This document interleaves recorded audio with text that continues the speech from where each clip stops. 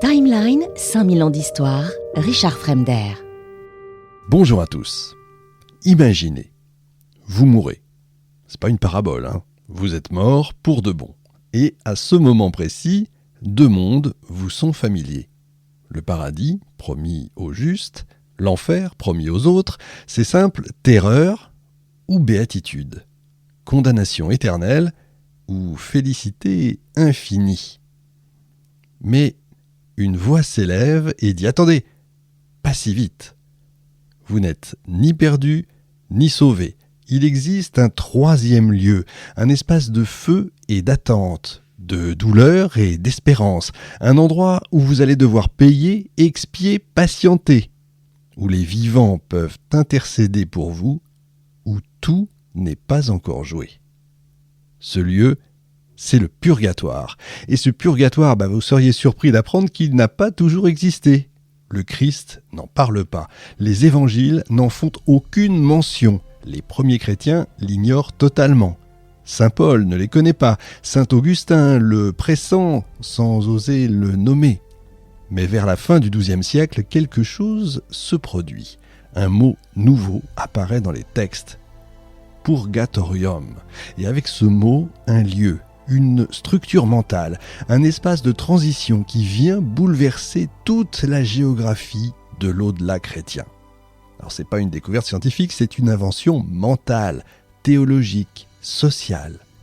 Un espace symbolique qui va s'imposer avec une puissance inouïe, durable et pour des siècles, totalement crédible.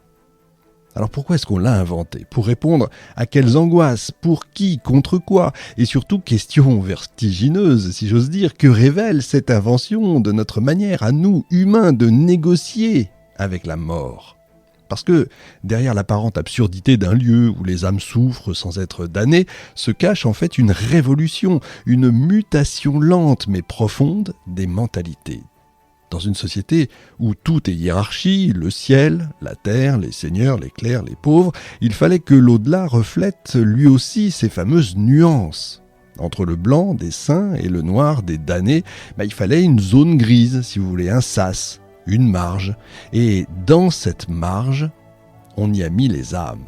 On leur a inventé une épreuve, un temps, un espace, un espoir.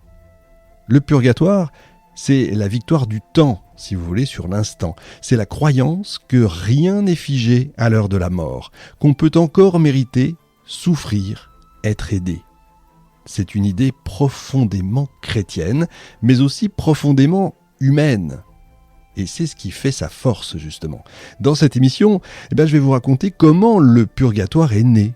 Pas un simple article de catéchisme, non, un véritable phénomène total, un produit de la pensée médiévale, forgé dans les monastères, affiné dans les écoles, chanté dans les sermons, diffusé par les visions, gravé dans les fresques, ressenti même dans la chair. Une idée nouvelle, et pourtant enracinée dans les mythes les plus anciens, les fleuves de feu de l'Iran antique, les ponts fragiles des mystiques indiens, les chambres souterraines de l'Égypte, les flammes purifiantes du phénix. Une idée neuve, et pourtant si pratique pour l'Église, pour la société, pour les vivants.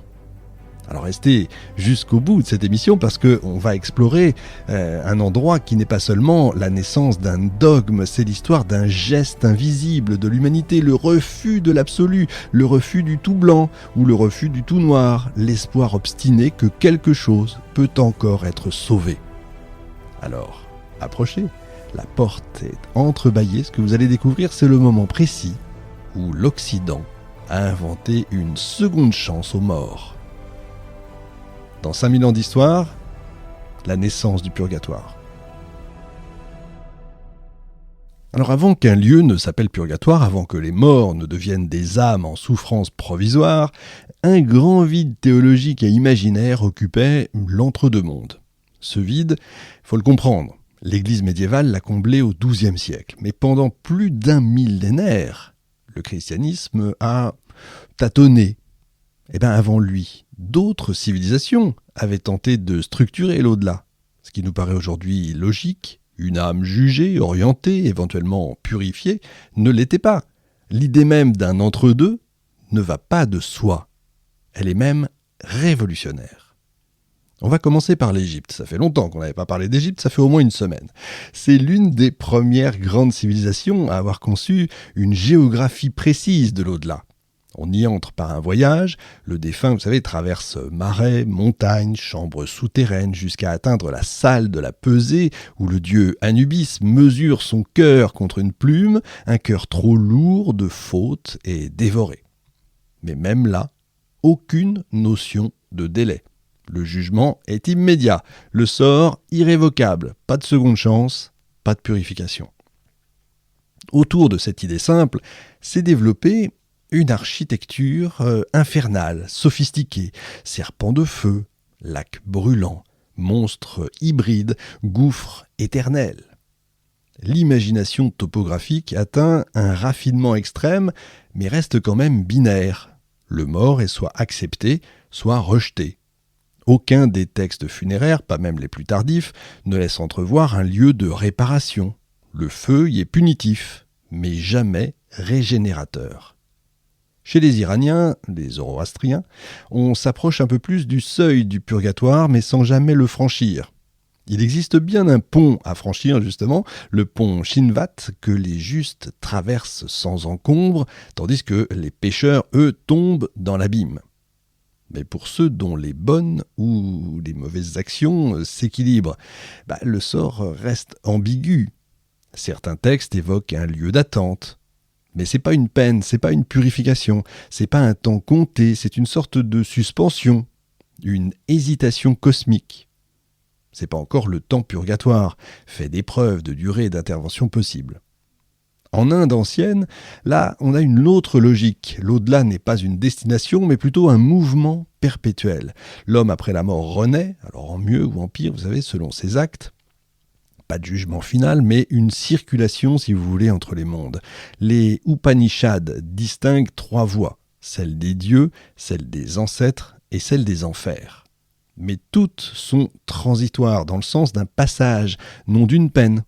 Le feu y est présent, évidemment, les morts sont brûlés, mais là encore, pas de feu purgatoire. Le feu initie plutôt ce que j'appellerais un autre cycle. Il ne purifie pas en vue du salut chrétien. Il n'a pas de fin en soi.